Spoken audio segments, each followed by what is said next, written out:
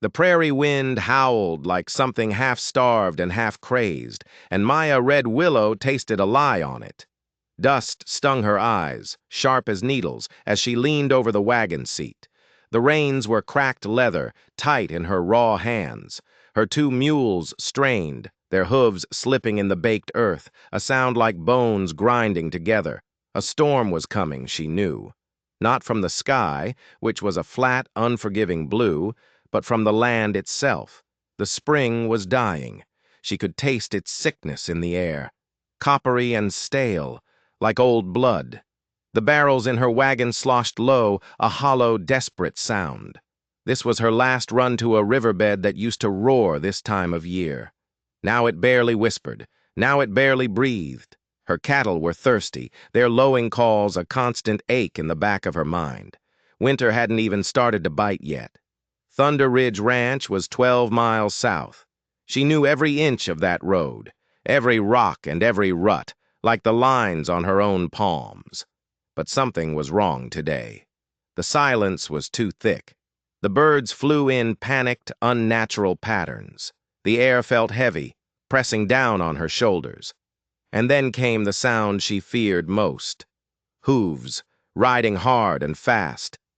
Maya twisted, catching a glimpse through the swirling dust. 3 riders, maybe 4. Dark coats flapping like vultures' wings, wide-brimmed hats hiding their faces in shadow. She didn't need to see the brand on their horses. She didn't need to see their faces. Only one man sent riders like that. Well-dressed, well-armed, and well-fed on the misery of others. Clayton Sable. Her heart hammered against her ribs, a frantic drumbeat of dread. She cracked the reins. The mules lurched forward, a desperate surge of muscle and bone.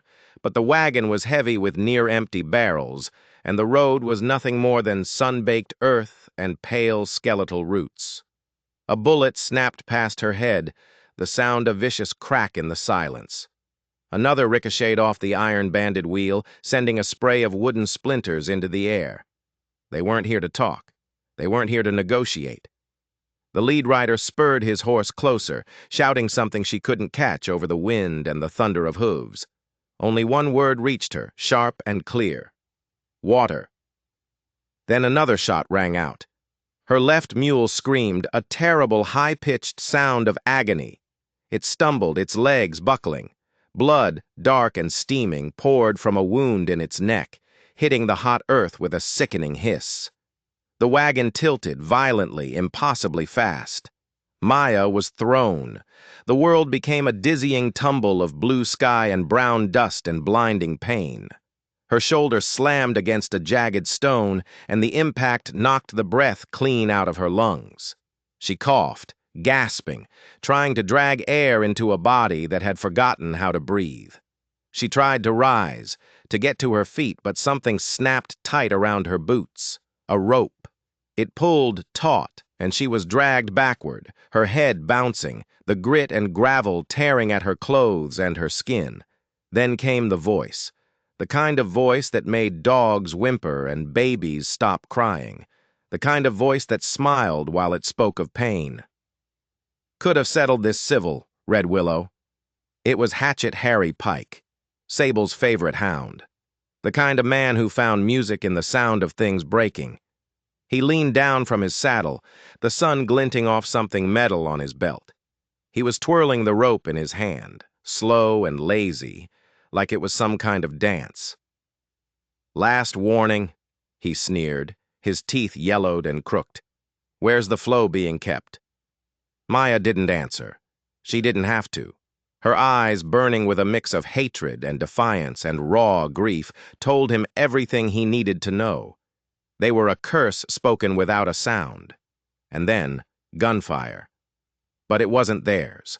A single shot cracked through the air, sharp and final like the judgment of God. Hatchet Harry's horse screamed and reared, its eyes wide with terror. The rope around Maya's ankles went slack. She rolled, gasping for breath, scrambling toward the meager cover of a fallen cottonwood tree. Another shot rang out, and then a blur of motion.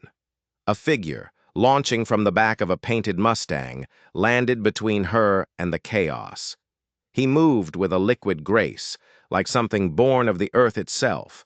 Worn buckskins, long black hair tied back with a leather cord, the sharp, proud features of the people this land had once called kings, the Lakota.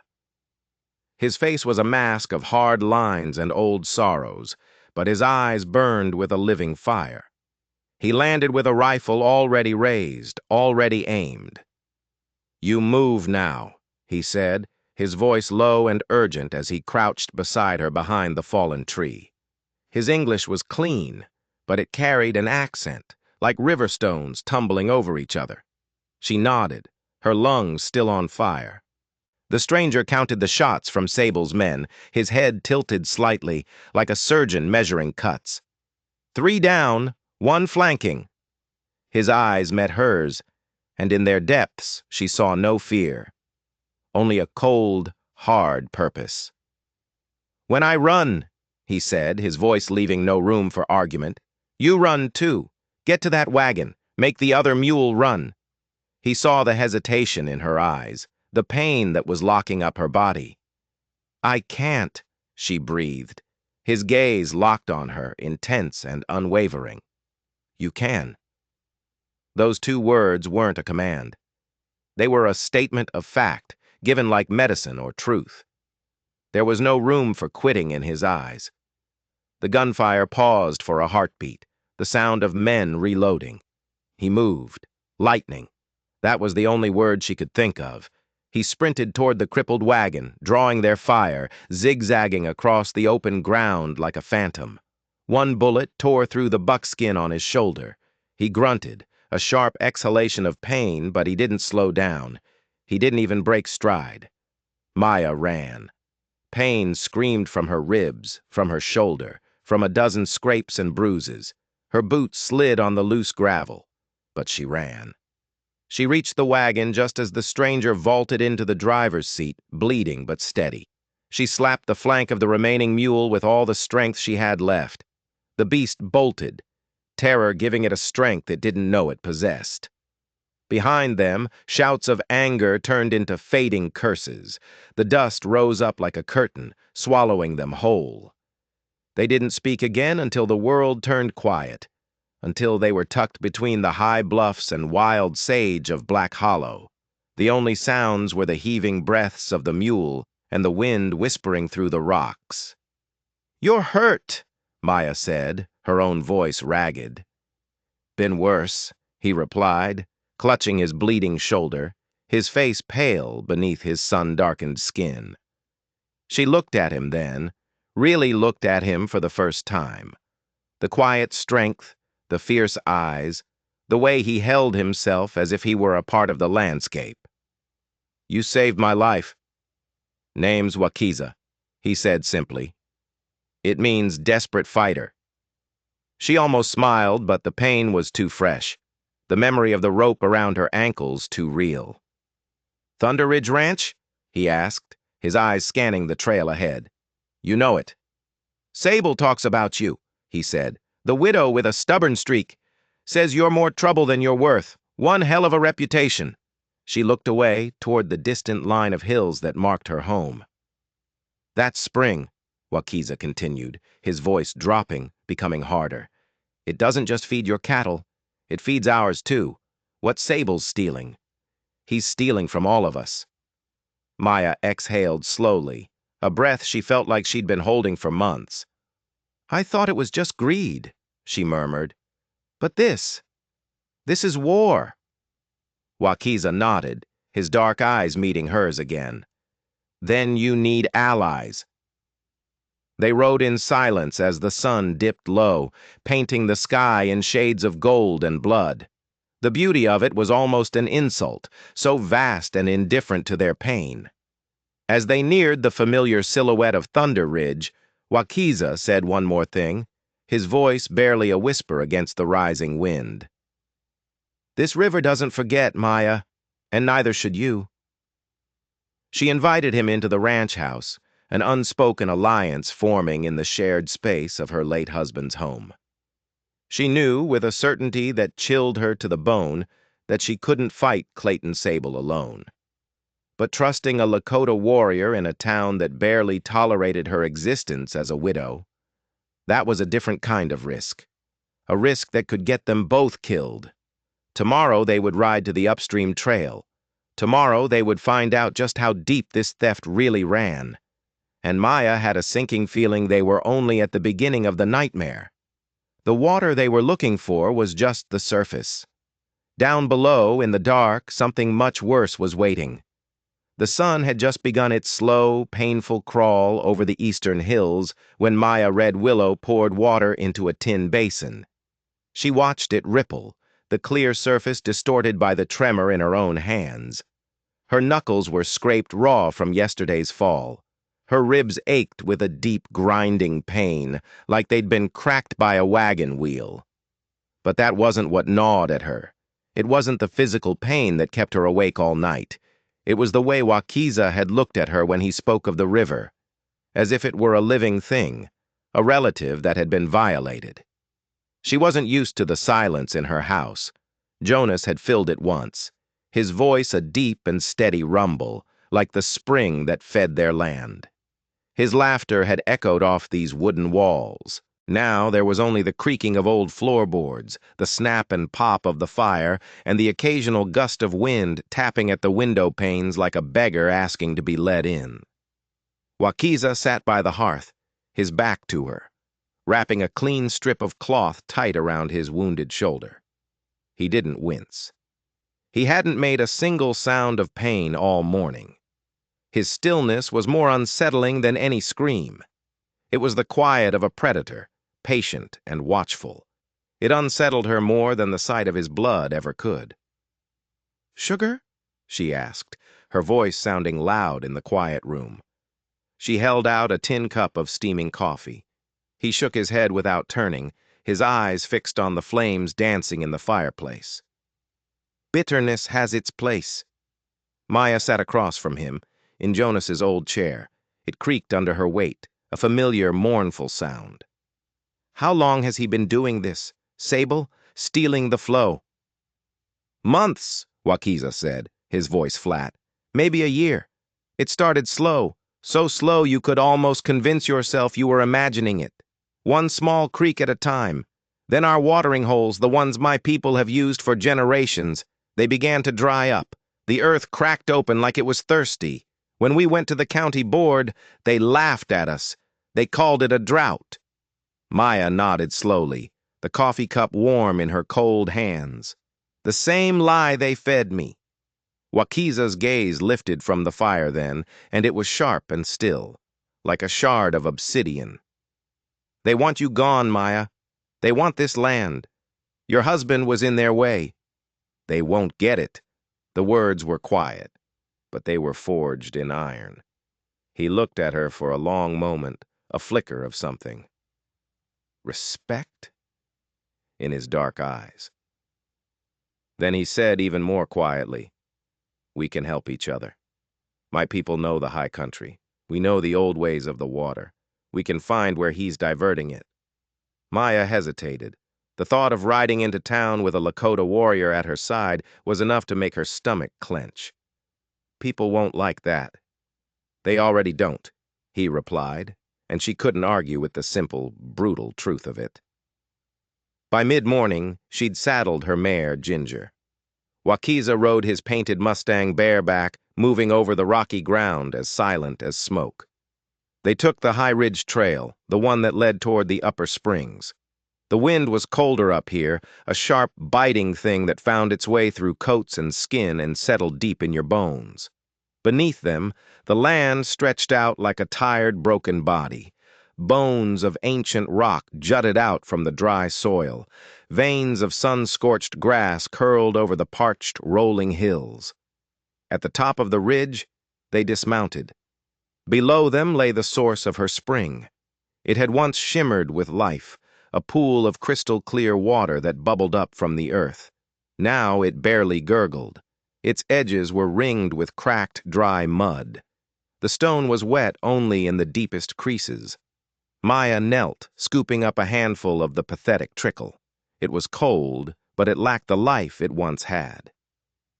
"This should be rushing this time of year," she muttered, the words tasting like ash in her mouth. Every other spring, this place overflowed. It was enough for us, for the herds, for everyone. Wakiza crouched beside her. He didn't look at the water. He touched the stone where the stream used to spill over, his fingers tracing a line in the damp moss. There is an old path, he said, his eyes scanning the landscape to the east. It follows the shadow of Raven Hollow, a place the settlers avoid. If the water is vanishing, he continued, it is going there. You sound certain. I watched Sable's men 2 months back, he said, his voice hardening. They were hauling long lengths of iron west, toward the hollow. The wagons were covered in straw. They told everyone it was for the railroad. They were lies. Maya stood dusting the dirt from her hands, a cold dread seeping into her. You think he buried siphons? All the way out here? I know he did. They rode down to the town of Redemption before sunset, taking the long, winding road to avoid any of Sable's watchmen. Maya kept her hat pulled low, trying to make herself small, invisible. She hadn't been to Father Micah's chapel in weeks, not since they'd lowered Jonas into the cold, unforgiving ground. The chapel stood on the edge of town, a crooked, lonely building. Its steeple leaned slightly, like a drunkard bracing himself against the endless sky. Father Micah was mending the fence when he saw them ride up. He was a small, wiry man with a face like a dried apple, full of wrinkles and kindness. Maya Red Willow, he said, his voice raspy from the dust. He squinted at Wakiza, his eyes taking in the rifle, the long hair, the unreadable expression, and with company no less. Wakiza gave a silent, respectful nod. Father, Maya said, dismounting, her muscles screaming in protest. I need to talk. It's about Jonas. Micah's friendly expression faded. He led them inside. The chapel was small and empty, smelling of dust and burnt cedar and a faint, lingering sorrow. A simple wooden cross hung above the pulpit. Sable filed a water claim on my land, she said, once they were seated on a rough-hewn pew. You told Jonas you'd seen something in the county records. Micah sighed, a long, weary sound. He reached under the pew and pulled out a small, leather-bound ledger. I told him I'd seen documents shift, pages go missing, signatures that didn't quite match the man I knew. He looked at Maya, his eyes full of a pain she understood all too well. He was going to bring it to the council meeting the day after. His voice trailed off. Maya's stomach turned to ice. You think that's why he's dead? It wasn't an accident? I think, Micah said, his voice barely a whisper, that God doesn't always need to say it out loud for us to know the truth. He flipped to a page marked with a faded blue ribbon. This is your husband's signature from 5 years ago. On your marriage license. He pointed to a firm, confident scrawl. And this. This is the one on the water claim Sable filed 2 months ago. Maya stared. It was the same name, Jonas Red Willow. But the hand was different. It was shaky, hesitant, a poor imitation. Wakiza leaned over her shoulder, his eyes scanning the page. He pointed to a small detail she had missed. Next to the forged signature was a tiny, almost invisible mark, a small, 3-pronged symbol, like a bird's foot. What is that? Wakiza asked. Maya's breath caught in her throat. Her blood ran cold. It was a symbol only she and Jonas knew, a private mark he used when he was angry, or when he felt he was being forced into something. He'd put it on the deed when he'd been strong-armed into selling a small parcel of land to the railroad years ago. It meant he was signing under duress. This is forgery, Wakiza said, his voice a low growl. Not enough to prove theft in this county, Micah said bitterly. Not when the sheriff drinks Clayton Sable's whiskey every Saturday night. Maya closed the ledger with a sharp snap. A fire was building inside her, burning away the grief, leaving something harder and more dangerous in its place. Then we bring them proof that even a drunk sheriff can't bury. Like what? Micah asked. We go upstream, Wakiza said, his eyes meeting Maya's. We follow the missing water. We find those pipes. And if it leads to metal and fire, we bring back pieces of it. Micah looked at them both, his face etched with worry. You're going to make him desperate, he warned. And when the last drop of water is gone, that's when a man like Sable will show you who he really is. They left town as the sun touched the mountains, the sky bleeding gold and purple into the encroaching dusk. Maya rode in silence for a long time, the discovery about Jonas's signature replaying over and over in her mind. He knew he was in danger. His death was no accident. It was an execution. I don't like owing anyone, she said finally, the words torn from her. Wakiza didn't look at her. He just kept his eyes on the trail ahead.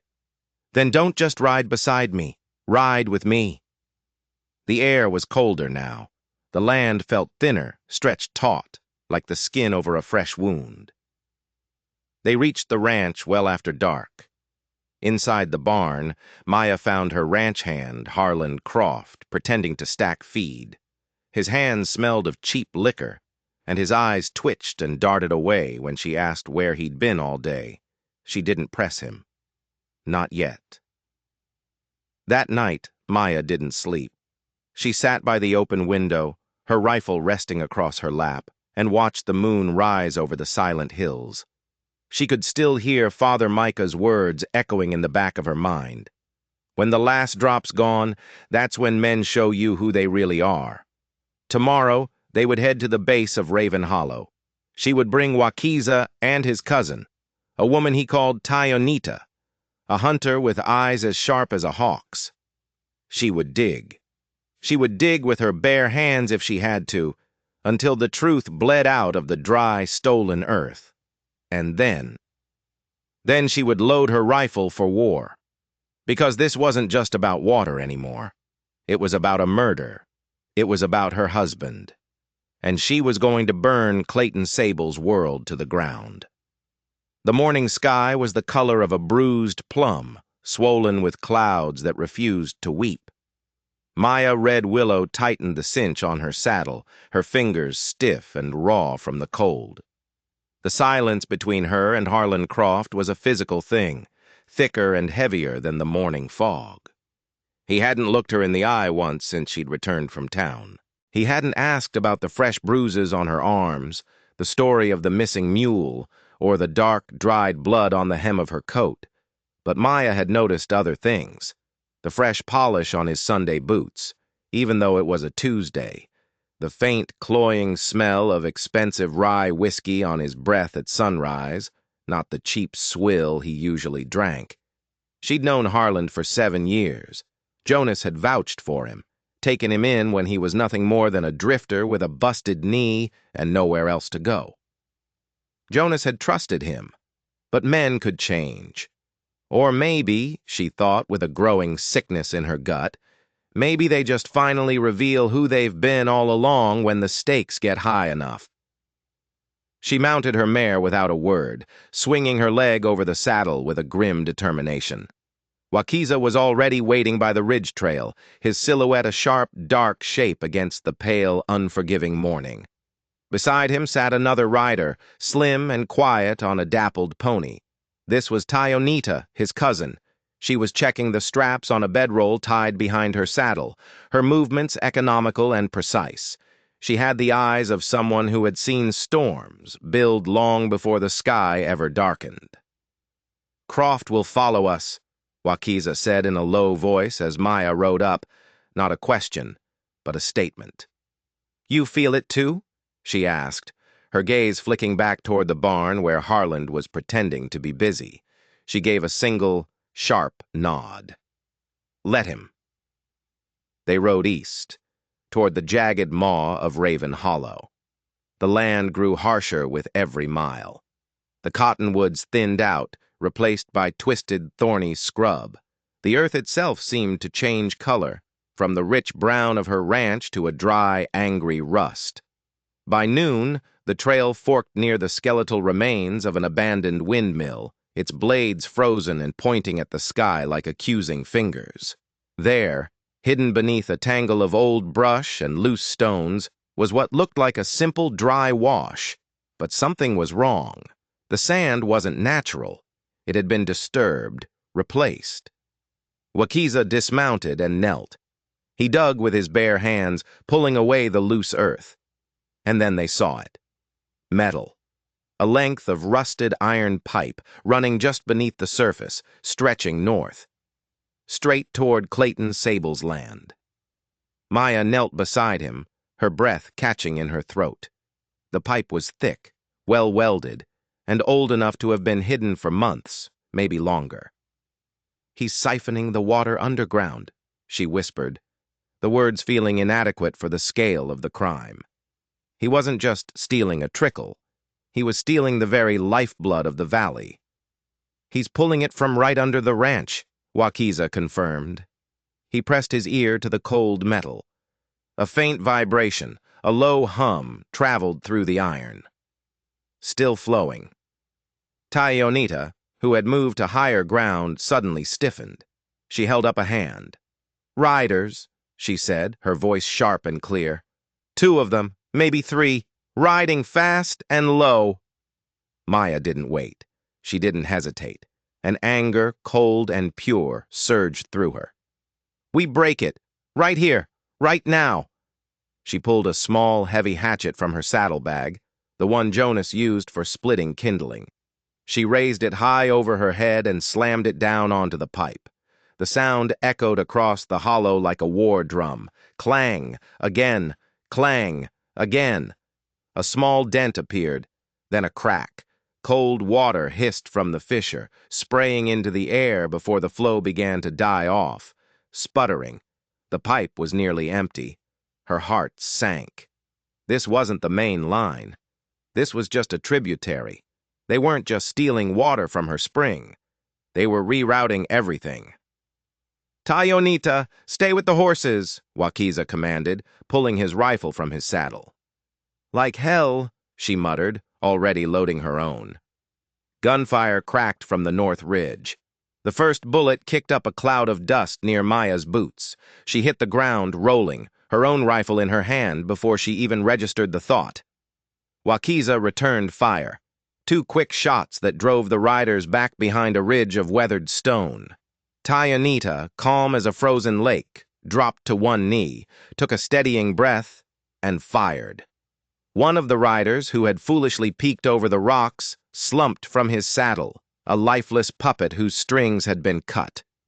The others turned tail, kicking up a furious cloud of dirt as they galloped away, vanishing back the way they came. Maya stood up, her chest heaving, her ears ringing from the gunshots. "Damn good shooting," she said, looking at Tayonita with newfound respect. Tayonita gave a small shrug, her face impassive. "Auntie taught me."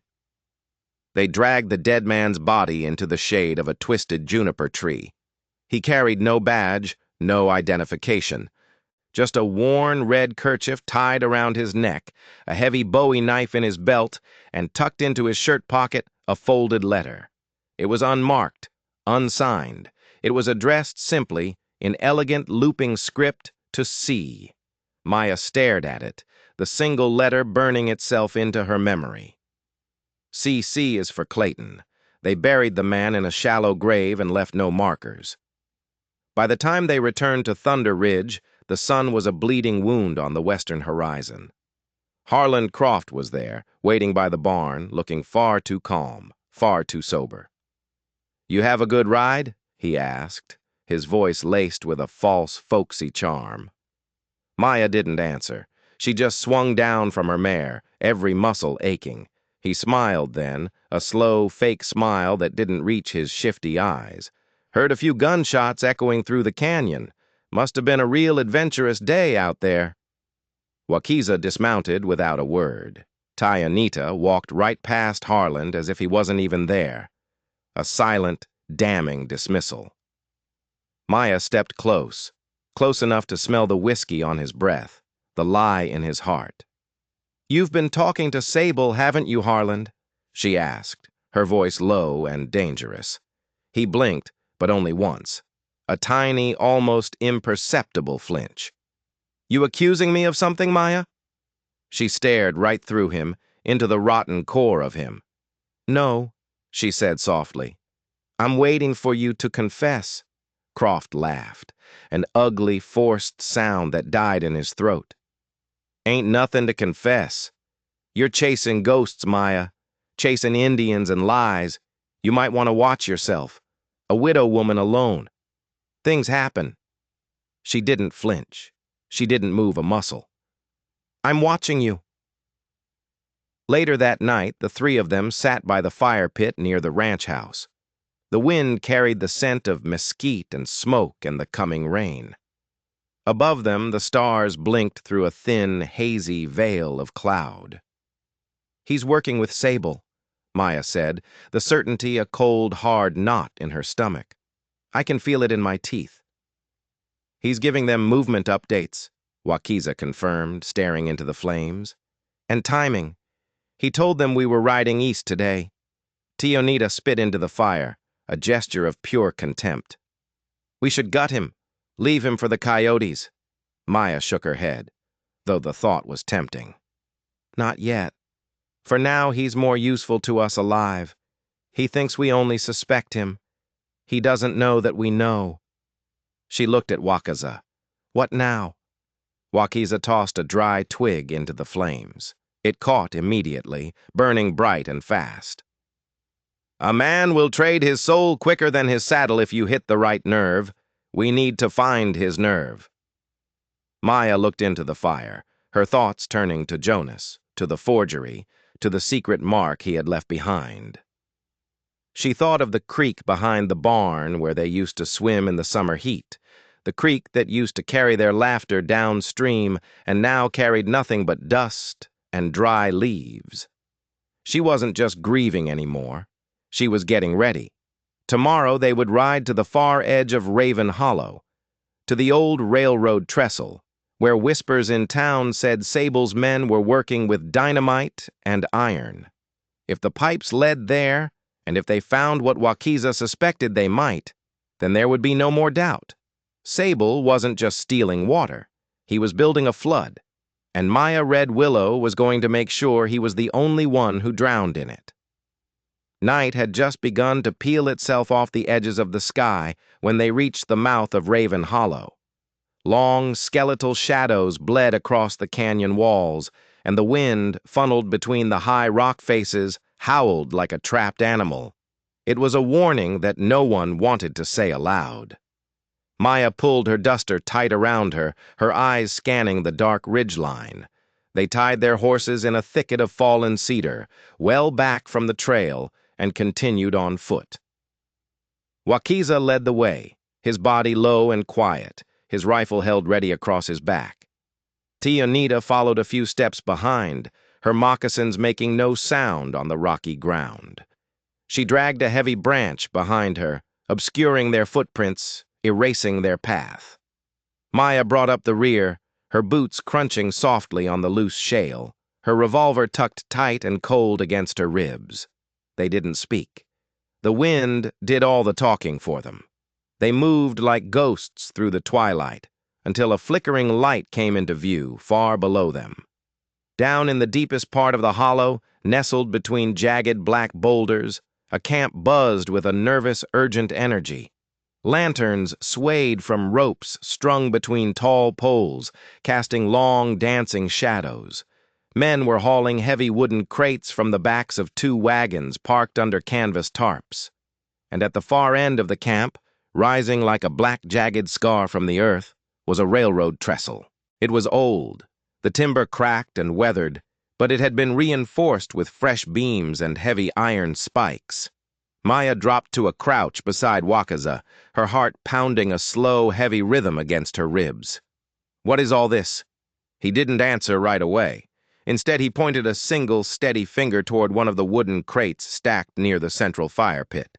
The label, stenciled in black paint, was faint, but in the flickering firelight, it was unmistakable. "Dynamite. Handle with care." Tionita's breath caught, a sharp, ragged sound in the sudden silence. "You were right." she whispered, her voice tight with a terrible understanding. He's not just siphoning water, Maya breathed, the pieces clicking into place with horrifying speed. He's setting something up. Wakiza nodded slowly, his jaw clenched so tight a muscle jumped in his cheek. His voice, when he finally spoke, was flat and devoid of all emotion. He's not stealing water anymore, Maya. He's building a damn flood. They watched in stunned silence as two men began to unroll a heavy spool of wire, running it from the crates of dynamite toward the far side of the trestle. Another man was kneeling near the bridge's main supports, hammering something small and metallic into the timber. Blasting caps. This isn't for mining, Maya said, stating the obvious. There was nothing to mine in this canyon but rock and shadow. No, Wakiza murmured, his eyes narrowed to slits. This is sabotage. Raven Hollow wasn't just a work site. It was a trap, a massive, complex trap set and waiting for the spring melt. In a few weeks, maybe less, the snow in the high country would begin to thaw. That runoff would surge down the Cheyenne River like a freight train. If they blew the trestle at just the right moment, the wreckage would create an artificial dam, blocking the narrow canyon. The water would back up, rising higher and higher. And when that makeshift dam finally gave way under the immense pressure, it would release a wall of water into the valley below. A wall of water that would wipe out everything in its path. Maya's ranch, the Lakota camps along the river, the small settler fields downstream. All of it. Gone. Washed away. Why? Maya whispered, the question hanging in the cold air. Why the hell would he do this? Wakiza's voice was like chipping ice. Because dry land is cheap. But drowned land, land that the government declares uninhabitable. That comes up for public sale, for pennies on the dollar. They moved to higher ground, circling the camp, careful to stay deep in the shadows, out of the shifting lantern glow.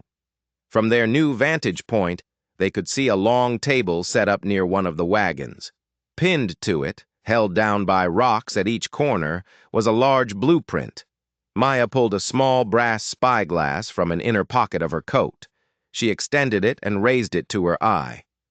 Plans, she whispered, her voice trembling slightly.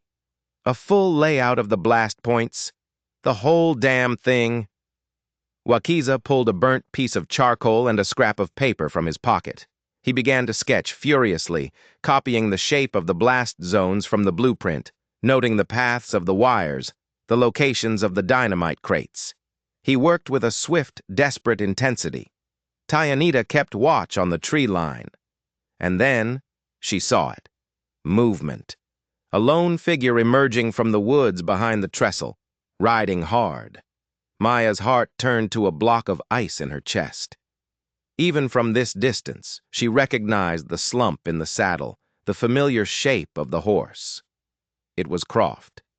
He dismounted near the wagons and spoke briefly to one of the workers, a big man with a thick beard. He handed him something, a folded piece of paper. The man nodded, took the paper, and tucked it into a leather satchel that was hanging from the side of the lead wagon. That son of a bitch, Maya breathed, the betrayal a fresh, hot wound. He's the one feeding them our roots, our plans. Wakiza's fist clenched. We take the satchel, now.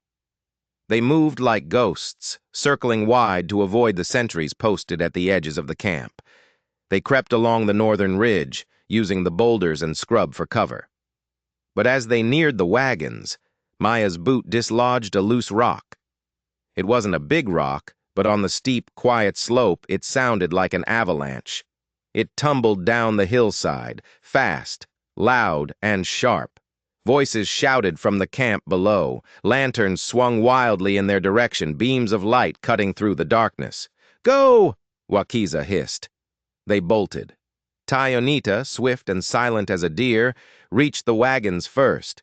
She ripped open the flap of the leather satchel and stuffed its contents into her coat. She didn't have time to look. She just grabbed everything, papers, maps, and a handwritten roster of patrol shifts. On it, Maya's name was circled in red ink. Gunfire erupted from the camp. A bullet whizzed past Maya's ear. She ducked behind a barrel, drew her revolver, and fired 2 shots back into the darkness. Tayonita grabbed her arm, pulling her toward the edge of the camp, but a man stepped directly into their path, his rifle raised. He never got the shot off. Wakiza came out of the shadows, a silent, deadly force. He tackled the man from behind, and Maya saw the glint of a knife blade in the lantern light. The man screamed, a choked, gurgling sound, and then there was nothing. They ran. They ran without looking back. By the time they reached the safety of the tree line, the entire camp was alive. Men were shouting, guns were firing, but they were already gone, vanishing into the night with blood on their hands and the proof of Sable's monstrous plan tucked inside Tayonita's coat. They rode through the night, pushing the horses hard. Maya's mare stumbled twice on the treacherous trail.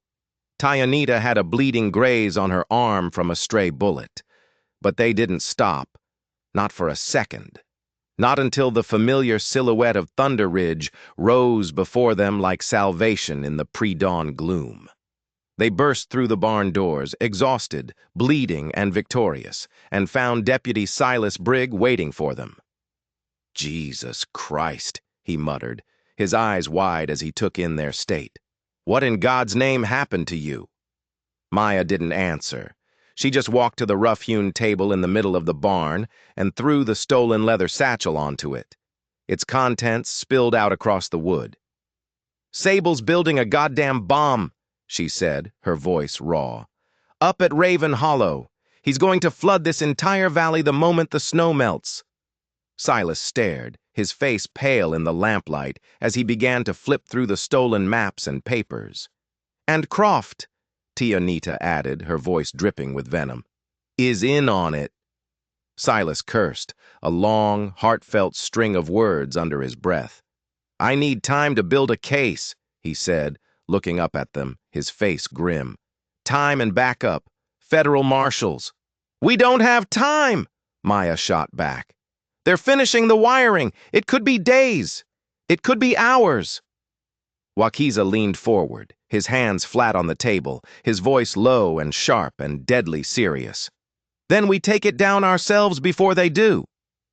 Silas hesitated, the lawman in him warring with the man who saw the truth laid out on the table before him. "You do that," he said slowly, "and you're breaking the law." Maya met his gaze, her own eyes burning with a righteous fire. "You told me once the law isn't working here, Silas. So what are you still waiting for?" Silas didn't answer. He just stared at the damning evidence spread across the table. Later that night, long after the others had collapsed into an exhausted sleep, Maya sat by the window, the stolen satchel in her lap. She pulled out the patrol roster again. She traced Jonas's name, which had been crossed out. Then her own name, circled in red. Then Wakiza's name, underlined twice. This wasn't just about theft anymore. It was personal. It was a list of people Sable wanted dead. And it would end at that trestle. Tomorrow they would have to split up. Some of them would go back to sabotage the explosives, to cut the wires. Others would have to draw fire, create a diversion. And Maya knew, with a certainty that settled in her bones, that she would have to ride straight into the heart of Clayton Sable's operation. She closed her eyes, and she remembered the way her land used to smell after a good hard rain. She remembered the way Jonas used to hum while he brushed down the horses. She remembered the way the spring water ran, clear and cold and eternal. Now, all she could smell was rust and dynamite. And if she had to burn Raven Hollow to the ground to stop what was coming, she would, because she finally saw it with perfect clarity. This wasn't just about water anymore. It was about power. It was about who got to live and who got washed away, and she'd be damned if she was going to let Clayton Sable make that choice. The sky over Thunder Ridge broke with an angry, bloody red. It wasn't the gentle blush of a normal sunrise. It was a bleeding, violent hue, as if the world itself had been cut open and was showing them its wound. Maya tightened her scarf against the wind. The bite of it was like 1,000 tiny razors against her skin. The spring melt hadn't started yet, not in full, but the air carried its unmistakable warning. A new smell. The scent of thawing earth. The water would rise soon, and if they didn't move now, it would be too late. The plan was terrifyingly simple, and 100 things could go wrong. Wakiza and Tayonita would ride back toward Raven Hollow. Their mission was to hit the wires, to find the main detonator and disable it. It was a suicide mission, and everyone knew it. Maya and Deputy Silas had a different task. They would take the satchel, the proof, and ride for the U.S. Marshal's office in East Fork, 30 miles northeast. If the federal law moved fast enough, they could shut Sable's entire operation down before he could finish wiring the trestle. And if not... "If we die," Maya said, strapping the precious leather satchel securely behind her saddle, "we die with the truth in our hands." Wakiza just nodded. His arm was wrapped tight from the fight 2 nights ago. His shoulder was still stiff and painful, but his rifle never left his side. Tayonita was already loading her pistol, her mouth set in a thin, hard line. She looked like a warrior going into her final battle. Silas looked between them all, his face a mask of doubt and fear. "Are you sure this is the right way to do this?" he asked, his voice strained. "No," Maya said, swinging herself up onto her mare. "But it's the only one we've got left." They split up at the old ridge marker, a twisted, lightning-scarred pine tree. Wakiza and Tayonita turned west, disappearing like shadows into the rugged ravine. Maya and Silas pushed north, into the wide, dangerous, open country. The air itself felt charged, electric, like lightning was watching them from behind every cloud. It didn't take long for Sable to respond. He must have had spotters on every hill. By midday, Maya saw them. 2 riders far in the distance, closing in fast. They rode unmarked horses, their movements efficient and deadly. They had shotguns slung low on their saddles. She spurred her mare hard, and Silas was close behind her. The pounding of their horses' hooves was a frantic, desperate rhythm against the hard-packed earth. They made it to a rocky outcropping near the dry bed of Miller's Creek. They leaped from their saddles, pulling the horses down with them, and ducked behind a crumbling wall of shale. Gunfire echoed across the empty landscape. Bullets kicked up spurts of dirt all around them. Silas returned fire, his shots careful and measured, while Maya yanked the satchel free and shoved it deep beneath a thorny bush. "They're not going to stop," Silas grunted, reloading his revolver. "They don't have to," Maya yelled back over the sound of the gunshots. "We just have to outlast them." One of the riders got cocky. He spurred his horse forward, trying to get a better angle. Silas stood up, braced himself against the rock wall, and fired. The man crumpled sideways, a puppet with its strings cut, and hit the ground in a sickening twist of limbs and blood. The second rider, seeing his partner fall, turned his horse and retreated back down the hill, leaving a trail of shouted curses behind him. Maya didn't wait. She didn't celebrate. She scrambled to the bush, dug out the satchel, and mounted her horse in one fluid motion. "Let's move! Now!" They rode another 5 miles. The horses lathered in sweat, their breaths coming in ragged gasps. In the far distance, the faint blue outline of the town of East Fork shimmered like a mirage. They were almost there, almost. But Clayton Sable wasn't done with them yet. At the edge of Red Butte Pass, the road narrowed, funneling them between 2 sheer red rock cliffs. Maya felt it before she saw it. A sudden, unnatural stillness. The way the crows that had been circling overhead suddenly scattered, their cries sharp and panicked. The wind died down to a whisper. "Ambush!" she hissed, pulling back on her reins. Too late. Gunshots rang out, the sound deafening as it bounced off the canyon walls. Silas's horse screamed, a terrible, piercing sound, and dropped to the ground, its legs shot out from under it. Maya barely had time to leap from her own saddle before three men came swarming out from the rocks, their faces covered with dirty bandanas. One of them grabbed her by the arm, his grip like iron. She kicked out, her boot connecting with his knee. He grunted in pain, his grip loosening for a fraction of a second. It was all she needed. She twisted free and drew the long knife from her belt. The man lunged at her. She slashed, the blade catching him across the cheek. Blood sprayed, hot and wet. Silas was on the ground, but he was alive. He pulled his revolver and shot the second man in the leg. The man went down, howling in agony. The third man charged Maya, his eyes wild, but he was dropped by a single, perfect bullet that seemed to come from the sky itself. She looked up, panting, her heart trying to hammer its way out of her chest.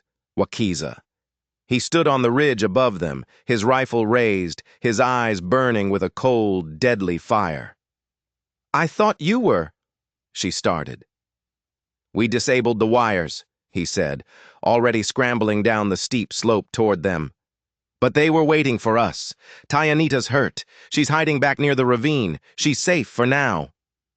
Maya nodded, the adrenaline still flooding her limbs, making her hands shake.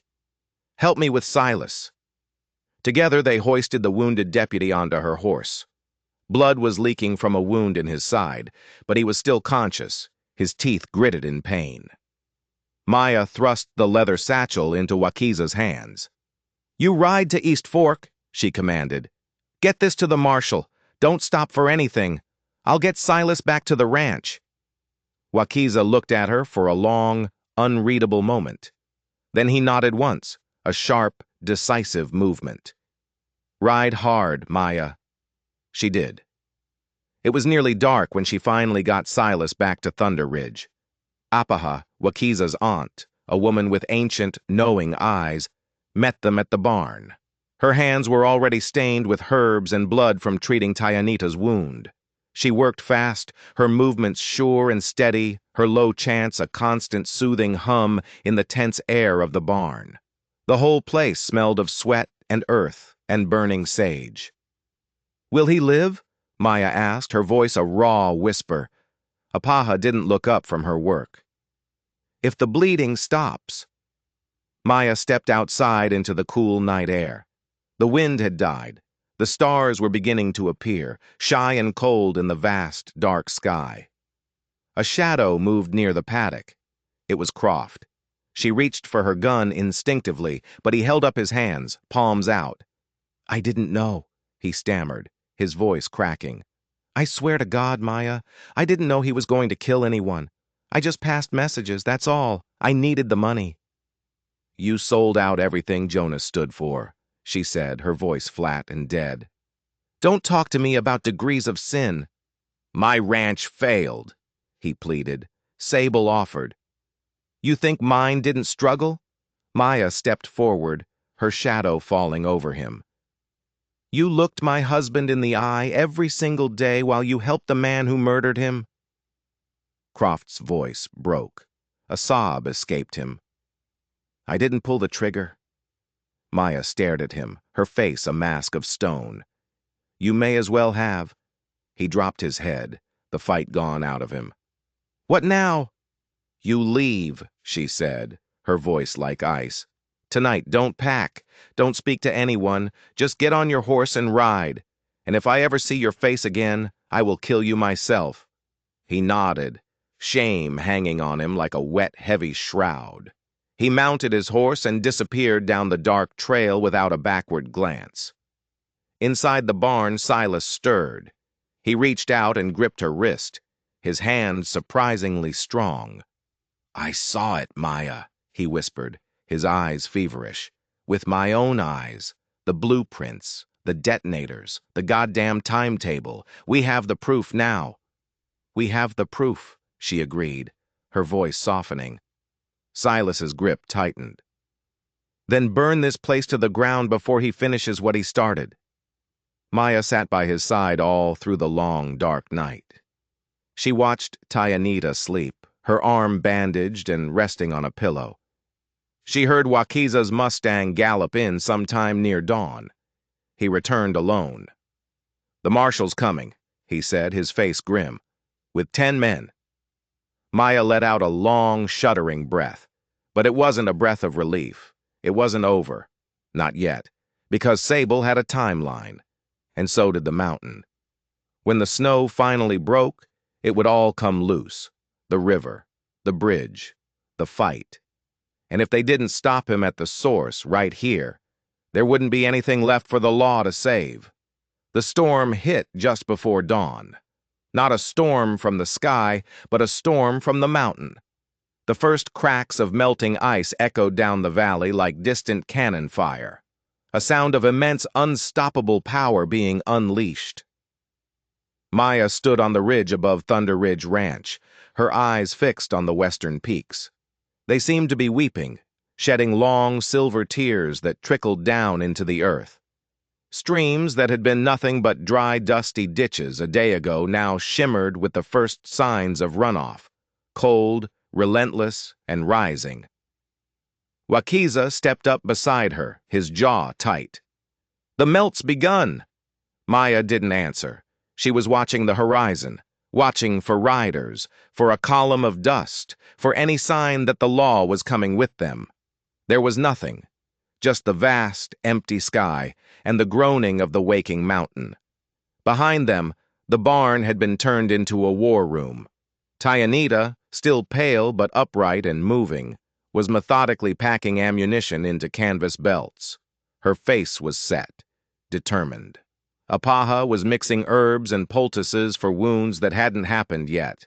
Silas, ghost white and stitched up, lay on a cot with a shotgun propped on one side and a bottle of morphine on the other. The entire ranch smelled like sweat and fury and a sharp, metallic tang of fear. Maya turned to Wakiza. "We won't get another shot at this." He nodded, his eyes never leaving the valley below. "Sable knows the law is on the way. He'll make his move before they can arrive." "We intercept him at the trestle," she said, her hand instinctively going to the revolver at her hip. "No," Wakiza said, his voice low and certain. "We let him come to us." Maya's eyes narrowed. "You want to fight him here? On our ground?" Wakiza finally looked at her. "It's the only place he can finish what he started. Look at the maps we took. This ranch, it sits on the final, crucial bend of the water line. He needs to flood this land, to wash it away completely, to make all the land downstream utterly worthless for the buyout."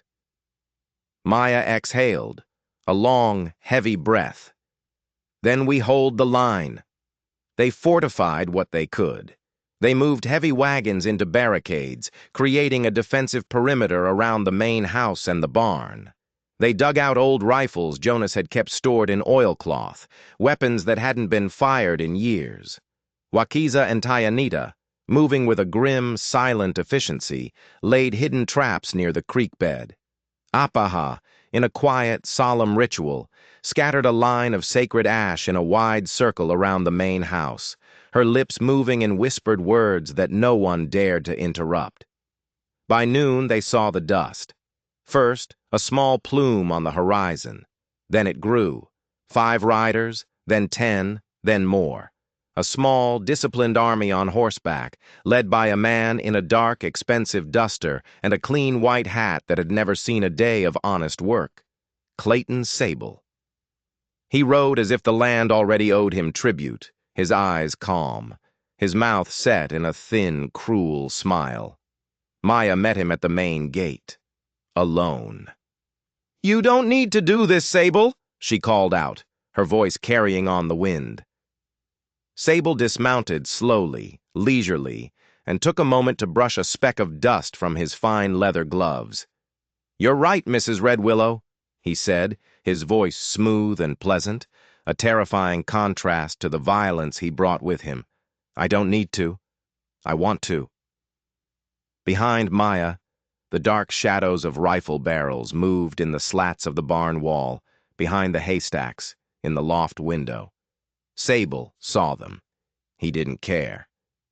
"I offered you a deal," he said, taking a step closer to the gate. "Back when your husband was still breathing. A fair price for this worthless piece of dirt." "You offered him a rope with a handshake attached," she shot back. Sable laughed, a soft, chilling sound. He chose dignity over survival, a foolish choice. But this time, survival is not on the table, for any of you. Maya's voice was ice.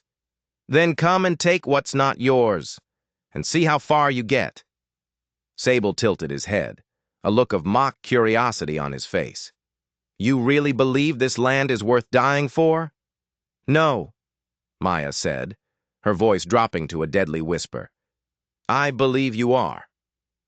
The first shot came from Tyanita, high on the ridge. It was a perfect shot. It hit Sable's second-in-command in the thigh, dropping him hard from his horse. And then the ranch exploded into chaos. Rifles fired from a dozen hidden positions. Horses screamed and reared. Men shouted in confusion and pain, scattering as a hail of bullets ripped through their ranks, tearing through the flimsy wooden barricades. Wakiza moved like lightning, a phantom flanking the far eastern edge of the battle, cutting through Sable's riders with a brutal, methodical precision. Maya ducked behind a heavy water wagon and picked off one man, then another. Her heart pounded in her ears, a wild, frantic rhythm. It was war, plain and cruel and bloody. Sable didn't flinch. He moved through the storm of gunfire as if he were taking a Sunday stroll, as if he already knew how it would all end. At one point, he calmly stopped, picked up a revolver from one of his wounded men, and fired a single, calculated shot toward the barn. He hit Silas. Maya saw it happen. She screamed, a raw, wordless cry of rage, and fired back, her bullet tearing through the sleeve of Sable's duster, hitting him in the arm. He ducked, grinned a feral, wolfish grin, and disappeared behind the smoking remains of the chicken coop. Silas was dying. Maya crawled to him as the fight raged on all around them. He was bleeding badly, his face ashen. Tell the marshal. He wheezed, his breath catching in his throat. Tell him, you were right, Maya. She pressed her hand to his chest, trying to stop the bleeding, trying to hold him together. You're not done yet, Silas. Hold on. But he was. His eyes went vacant. He was gone. Maya stood up, soaked in his blood, a terrible, cold rage washing over her. The barn was on fire now, thick black smoke billowing into the sky. Tyanita limped from behind a water trough, one arm hanging uselessly at her side. Apaha was dragging wounded men, both theirs and Sable's, behind the relative safety of the corral, chanting her prayers in the old tongue, tending to life even in the midst of death. Maya found Wakiza near the spring house. And Sable was there too. The three of them, facing each other in a tense triangle, guns drawn. The battle still raged around them, but here, in this small space, the world had gone silent. You could have walked away, Sable said, his arm bleeding, his white hat now stained with dirt and blood. Taken your little tribe and your grief and faded away like the rest of your kind. Wakiza's voice was like stone. We don't fade, we wait, and now, you've run out of time. Sable raised his pistol, aiming for Wakiza. Maya fired first. The shot hit him clean in the center of his chest. He staggered back, a look of utter shock and disbelief on his face. He looked down at the rapidly spreading bloodstain on his shirt, as if he couldn't comprehend it. Then, his legs gave out, and he dropped to the ground like a sack of grain. The world held its breath. For a long moment, no one moved. No birds sang. The wind died down. The only sounds were the crackling of the burning barn and the soft, gurgling sound of running water from the nearby spring. It was over. Maya dropped her gun. Her knees buckled, and she fell to the ground. Her breath came in short, ragged bursts, not from pain, but from the sudden, crushing release of all the fear and anger and grief she had been carrying. Wakiza knelt and put a hand on her shoulder. You held the line, Maya. She looked up at him, her face streaked with tears and ash and blood. We all did. They buried Silas near Jonas, under the shade of the big cottonwood tree. Apaha sang a low, mournful song of passing. Tayanita lit bundles of cedar and sage, the sweet, cleansing smoke rising into the clear blue sky. And the water, the sweet, cold water, began to flow again from the edge of the hill, washing the blood from the earth. It wasn't a flood. It wasn't destruction. It was just life, returned. Maya sat on the porch that night, what was left of it, staring up at the blanket of stars. Wakiza came and sat beside her, handing her a flask. "You earned this." She took a long sip of the burning whiskey. "He asked me," she said, her voice quiet, "if I thought this land was worth dying for." She looked out over the dark, wounded valley. He never understood. It was never about the land. Wakiza leaned back against a charred porch post. "No," he said. "It was about not letting a man like him decide who gets to stay alive." The ashes of the barn were still smoldering when the federal marshals finally arrived, 3 days too late. Maya stood on the front porch of what was left of her home, her arms crossed over her chest. Her eyes were bloodshot. Her boots were caked in dried mud and someone else's blood. The ranch had quieted, but it hadn't healed. The spring ran again, that was true, but it seemed to whisper more than it sang, as if even the water itself was still grieving. Marshal Eddings, an older man with a weary face and a badge that shone far too clean for this kind of land, stepped down from his horse. He was flanked by deputies in polished boots and crisp, untarnished uniforms. They looked like they belonged in a different world. "We came as fast as we could, ma'am," he offered, his voice full of a sympathy that felt hollow and distant. Maya didn't speak at first. Wakiza stood beside her, as silent and unmoving as the stones of the mountain. The marshal's gaze swept over the scene. The burned-out frames of wagons, the blood-stained dirt, the fresh, half-dug grave where Silas had fallen. In the shell of the barn, Tayanita was meticulously cleaning their weapons, muttering in Lakota under her breath. "You're here now," Maya finally said, her voice flat and devoid of emotion. "But the men who needed you aren't." Eddings had the decency to look ashamed. He sighed, a long, weary sound. "We reviewed the documents you sent, the plans, the satchel. Everything checks out. Sable was planning an engineered flood, water theft on a scale we've never seen before." "He was planning murder," Wakiza said, his voice like chipping flint. "Yeah," Eddings replied quietly. "That too." Maya walked down the porch steps, the dust puffing up around her boots. "So what happens now?" "We're taking over the investigation," the marshal said.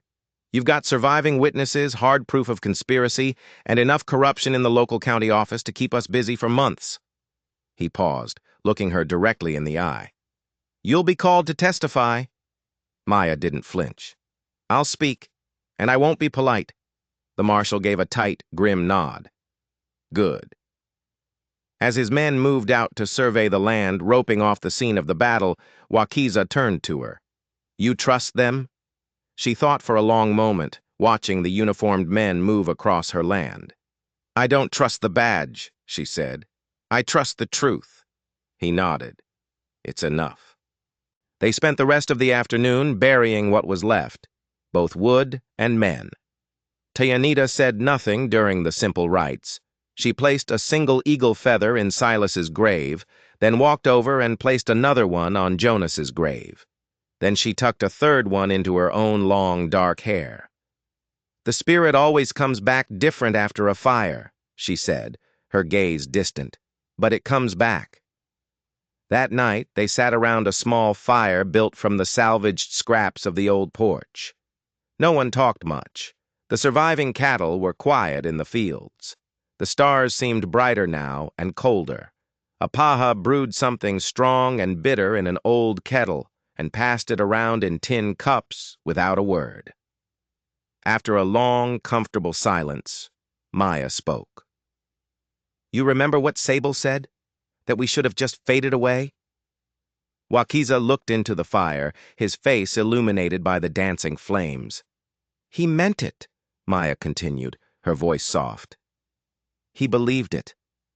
That this place belonged to men like him, that people like us. We were just holding it until someone stronger came along to take it. Wakiza's voice was low and thoughtful. He mistook cruelty for strength. Maya nodded slowly. But there's a truth in what he said. We were holding it.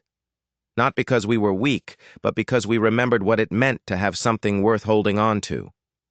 Tayanita raised her tin cup. To the ones who remember. They drank.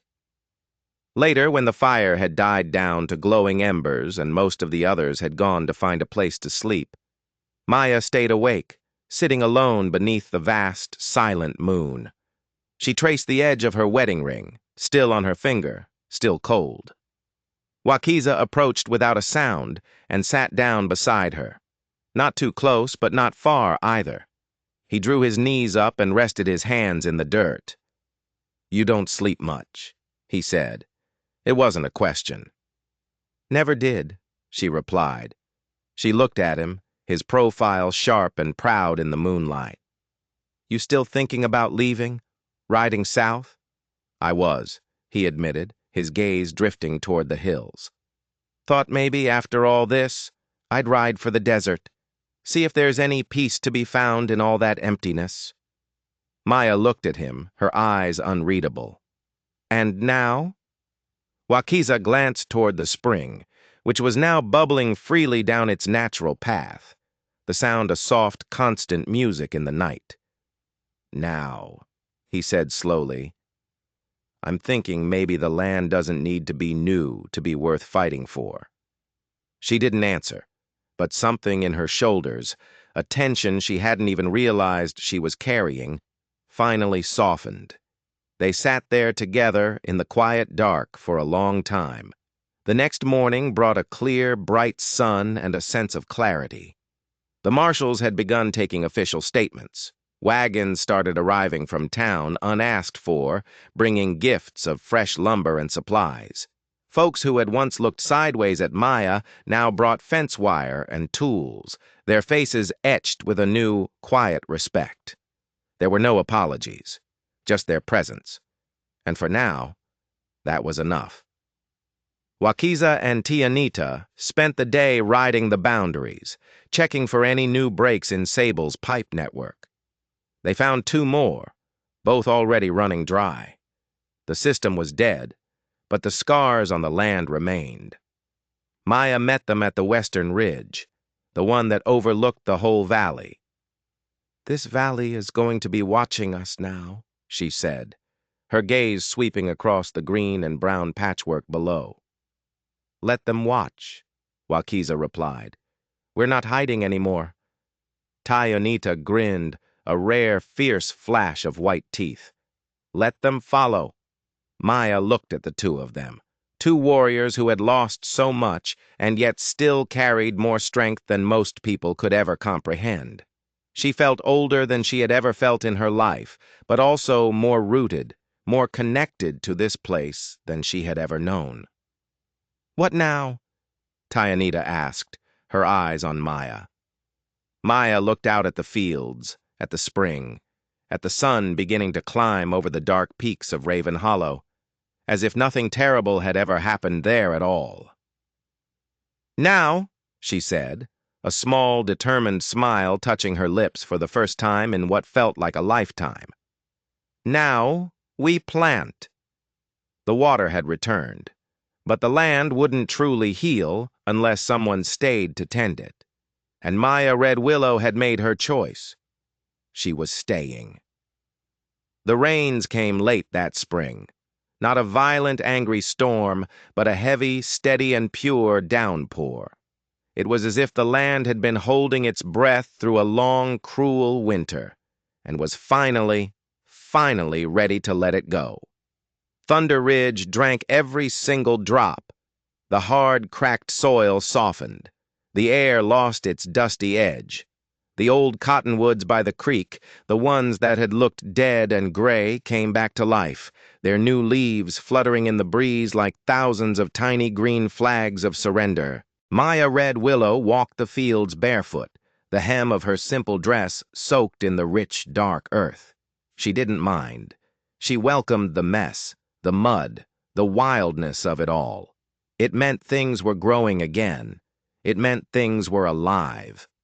Behind her, in the distance, Wakiza was tightening the last stretch of new fence line near the west boundary. On the rebuilt porch, Tionita sat with a paha, shelling peas into a large wooden bowl. The two of them talking softly in Lakota, their occasional laughter flickering like candlelight in the peaceful afternoon air. They had stayed. That, in itself, was the miracle. There had been no grand speeches, no tearful goodbyes, no promises made. Just a simple, unspoken decision. One morning had followed another.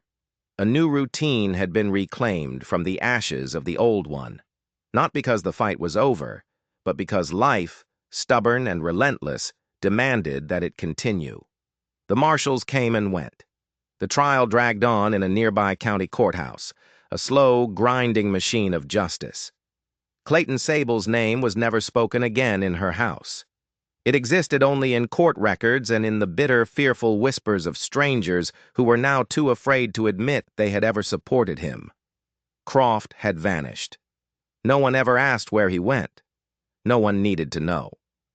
And Silas was buried beside Jonas. Their headstones, two simple wooden crosses, stood in the shade of the willow tree Maya had planted when she was 19 years old. She watered it every morning. She never forgot. One afternoon, a boy came to the gate. He was no older than 12, wearing a hat that was far too big for his head and boots that had seen better days. He carried a leather satchel full of letters and asked, in a shy voice, if this was the Red Willow Ranch. Maya nodded. "You delivering, or you staying?" The boy smiled, a wide, gap-toothed grin. "Don't know yet." She let him in anyway. A few months later, the Water Council from the northern counties sent word. They wanted Maya's testimony again, this time in front of the state legislature. Her words, they said, had weight now. Her land, her fight, had become a symbol of resistance, of protection, of ownership in the deepest, oldest sense of the word. She almost didn't go. But Wakiza said simply, "If we don't speak for ourselves, they will speak for us." So she went. She wore her hat pulled low and kept her voice steady. She told the story, not for pity, not for vengeance, but for memory, so that no one could ever say again that they didn't know, so that no one could pretend that land was just dirt and water was just a resource. "So what is it then, ma'am, if not a resource?" one of the councilmen asked her, his voice condescending. Maya looked him straight in the eye. "It's home," she said. "That's it. That's everything." The next year, the valley began to change. New settlers came, but they were different. They were respectful. They were listeners. They asked before they took. Some of them left gifts at the tree line near the Lakota camp. Blankets, bundles of seeds, small polished stones. No one told them to. It was as if they just understood that something deeper, something sacred, had happened here. The old men in town stopped calling Maya that widow up on the ridge and started calling her by her name. And then one morning, Maya woke to find the first wildflowers blooming along the edge of the newly reborn spring. They were bright yellow, soft purple, and pure white. She knelt in the cool, damp grass and ran her fingers gently along the soft petals. She remembered Jonas's easy laugh. She remembered Silas's awkward half-smile. She remembered the sound of Wakiza's knife scraping against flint in the dark of the barn as they prepared for the final fight. She even remembered Sable, not with hatred anymore, but just as a stark, cold reminder of what happens when greed goes unchecked, when silence gives power a dark place to grow. But this place, this land, it had spoken back. It had said, "Enough." And the people who had listened, they had saved it. That was the story. A ranch that had survived the flood that never came. a woman who stood her ground when the wind tried to push her under, a people who stayed when the world told them it was time to vanish. That night, by the fire, Maya sat beside Wakiza on the porch. The stars were spread out like shimmering grains of corn thrown across a bolt of black velvet. The air smelled of recent rain and blooming lilacs. "Still thinking of the desert?" she asked softly. He shook his head, a slow smile spreading across his face. "No," he said. "I think I found what I was looking for right here." Maya smiled back, a soft, sure smile that reached all the way to her eyes. They didn't need to say anything more.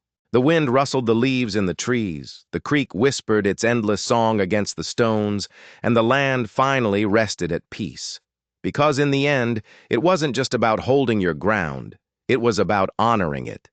And that, Maya Red Willow now knew, was something that no one could ever steal. If you enjoyed this story, don't forget to like and subscribe for more tales of justice from the forgotten corners of history.